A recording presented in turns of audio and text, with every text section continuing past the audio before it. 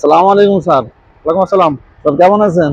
এই তো আছি, বলো কি গাড়ি, কি নতুন গাড়ি কিনছেন স্যার নাকি? নতুন গাড়ি একটা কিনেছি আল্লাহর রহমতে, মোটরসাইকেল কিনেছি। কতদিন আগে কিনলেন? এই তো বছর খানি হয়েছে স্যার। তো অনেকদিন হয়ে গেল তো। হ্যাঁ অনেকদিন হয়ে গেছে, কিন্তু গাড়ি তো ভালো গাড়ি কিনছেন। এখন আমি তো একটু কষ্টের মধ্যে আছি স্যার। কি কষ্ট? এই মধ্যে হাইওয়ে রোডে আমি গাড়ি চালাই, কিন্তু আমাদের হেডলাইটের লাইট আছে, ওতে আমি ভালো রকম আমি করতে পারি না। কিন্তু আমি যে একটা ফগ লাইট লাগানো যাবে কিনা, এই ডেট আপনার কাছে জানতে চাইছিলাম স্যার। ফগ লাইট লাগাবেন? হ্যাঁ ফগ লাইট, মোটরসাইকেলে ফগ লাইট লাগাবো।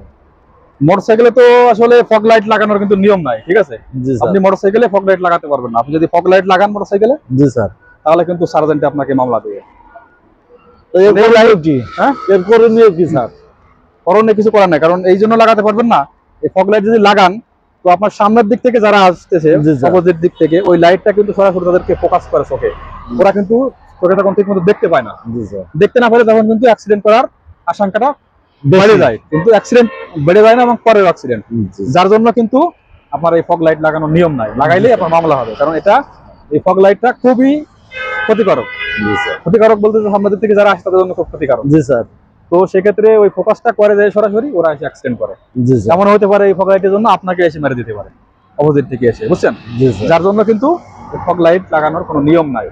লাগাইলেই আপনার সার্জেন্ট এটা দেখলেই মামলা দেবে। এখন দেখতে এর কোনো বিকল্প কোনো পথ নাই? বিকল্প, আপনি হেডলাইটে যদি পাওয়ার বাড়াতে চান, সেক্ষেত্রে আপনি লাইট চেঞ্জ করতে পারেন। হ্যাঁ, তাহলে আমি হেডলাইট পাওয়ার দামে আমি পাল্টাবো? আমার কি কোনো ওই রেজিস্ট্রেশনে হলো কোনো আমার হেডলাইটে কোনো নিয়ম শৃঙ্খলা আছে না? আপনার আপনি এতটা ভোল্টেজের না না, ওইটা রেজিস্ট্রেশনের ক্ষেত্রে কোনো সমস্যা নাই। আপনি যদি লাইট বাড়াতে চান, সেক্ষেত্রে আপনার ভিতরে যে বাল্বটা আছে, জি স্যার, বেশি পাওয়ারে লাগাতে পারেন। হ্যাঁ, সেক্ষেত্রে যা করার আপনি ভিতরে করতে পারেন। লাইটের, আপনার হেডলাইটের ভিতরে আপনি লাইট পাওয়ার বাড়াতে পারেন, কিন্তু আপনি ফগ লাইট লাগাতে পারবেন না। তাছাড়া আপনি আরো অনেক কিছু করতে পারবেন না, যেটা হচ্ছে আপনি হাইড্রোলিক হর্ন লাগাতে পারবেন না। জি স্যার। আপনি হাইড্রোলিক হর্ন লাগাইলে কিন্তু, যখন হর্ন দেন তখন কিন্তু কানে, মানুষের যখন কানেটা লাগে তখন কিন্তু কানের, এটা খুব অনেক ক্ষতিকারক একটা জিনিস। তো যার জন্য কিন্তু আপনি হাইড্রোলিক হর্ন লাগাতে পারবেন না। শুধু আপনি মোটরসাইকেল না, অন্য যে কোনো প্রকার গাড়িতে আপনি হাইড্রোলিক হর্ন ব্যবহার করতে পারবেন না। যদি হাইড্রোলিক হর্ন লাগান, তাহলে মামলা খেয়ে যাবেন। কোনো মোটরসাইকেলে মোটরসাইকেল কি গাড়ি, কি কোনো গাড়িতেই আপনি কোনো কিছুতে হাইড্রোলিক হর্ন লাগাতে পারবেন। নিষেধ? হ্যাঁ নিষেধ, সরকার থেকে একদম পুরো আইন করা। এবং এটা যদি আপনাকে সার্জেন্ট মামলা দেয়, মিনিমাম 5,000-10,000 টাকা মামলা দেবে হাইড্রোলিক হর্নের জন্য। আমি আরো চিন্তা ভাবনা করলাম এটা হাইড্রোলিক। না না, কোনোভাবেই আপনি হাইড্রোলিক হর্ন কোনো গাড়িতেই, শুধু মোটরসাইকেল কেন, প্রাইভেট কার, বাস, ট্রাক, কোনো কিছুতেই আপনি হাইড্রোলিক হর্ন লাগাতে পারবেন না। তাও স্যার আপনার কাছে একটা শিক্ষা নিলাম স্যার, আমি তো জানতাম না। আমি তারপরে সামনে পিছনে, এই সামনে তারপরে পিছনে এমন কোনো স্টিকার লাগাতে পারবেন না যেটাতে দূর থেকে ফোকাস করে, চকচক করে, চিলচিল করে, মানে আপনার অপোজিট থেকে আসলে বা পিছন দিক থেকে আসলে ওই যে আপনার স্টিকারের যে আলো জ্বলে, ওটা যাতে চোখে লাগে, যদি কোনো ধরনের অ্যাক্সিডেন্ট হতে পারে, যার জন্য এমন কোনো স্টিকারও লাগানো যাবে না যার জন্য সামনে পিছন থেকে যারা আসে ওদের চোখে লাগে।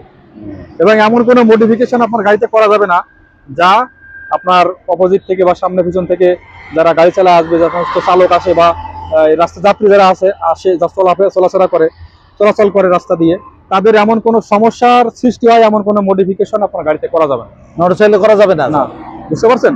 জি স্যার। আপনার যখন রাস্তায় চলবেন, আপনার পাশাপাশি যারা অন্য যে সমস্ত চালকরা চলাচল করবে, তারা এবং রাস্তাতে যে সকল পথচারী চলাচল করবে, তাদের সমস্যার সৃষ্টি করে বা সমস্যা হয় এমন কোন মডিফিকেশন বুঝতে পারছেন? হ্যাঁ বুঝতে পারছি। মডিফিকেশন গাড়িতে করা যাবে না। মডিফিকেশন বলতে আপনি এখানে এটার উপরে আর একটা গ্লাস লাগালেন, এনে একটা লম্বা গ্লাস লাগালেন, একটা আয়না লাগালেন, এখানে আরো দুটো লাইট লাগালেন।